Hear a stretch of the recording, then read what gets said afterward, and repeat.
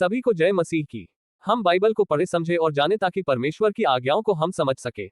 और पवित्र बाइबल में जो वचन है वह परमेश्वर के जीवित वचन है। अगर आप उसको ग्रहण करें तो परमेश्वर आपके लिए सब कुछ कर सकता है, क्योंकि परमेश्वर आप सभी से बहुत प्यार करते हैं।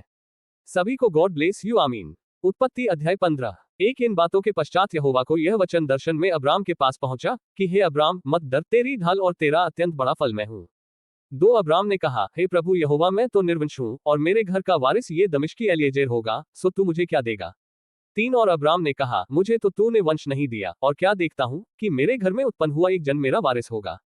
4 तब यहोवा का ये वचन उसके पास पहुंचा कि यह तेरा वारिस न होगा, तेरा जो निज पुत्र होगा वही तेरा वारिस होगा।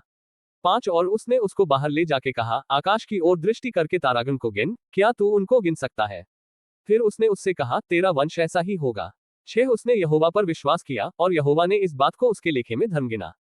7 और उसने उससे कहा, मैं वही यहोवा हूं जो तुझे कसदियों के ऊर नगर से बाहर ले आया कि तुझको इस देश का अधिकार दूं।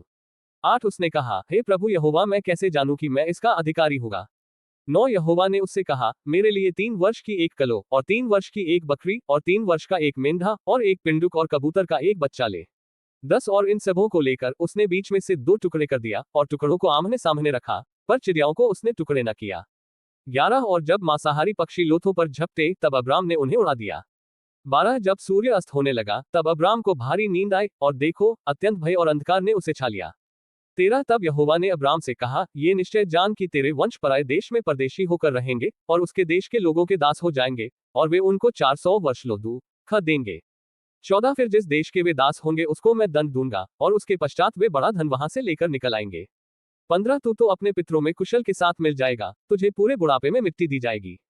16 पर वे चौथी पीढ़ी में यहाँ फिर आएंगे, क्योंकि अब तक एमोरियों का अधर्म पूरा नहीं हुआ।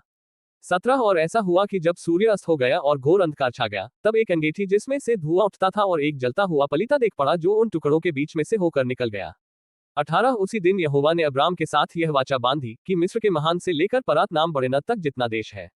19 अर्थात कैनियों, कनिज्जियों, कदकोनियों। 20 हित्तियों, परिज्जियों, रपायों। 21 एमोरियों, कनानियों, गिर्गाशियों और यबूसियों का देश मैंने तेरे वंश को दिया है।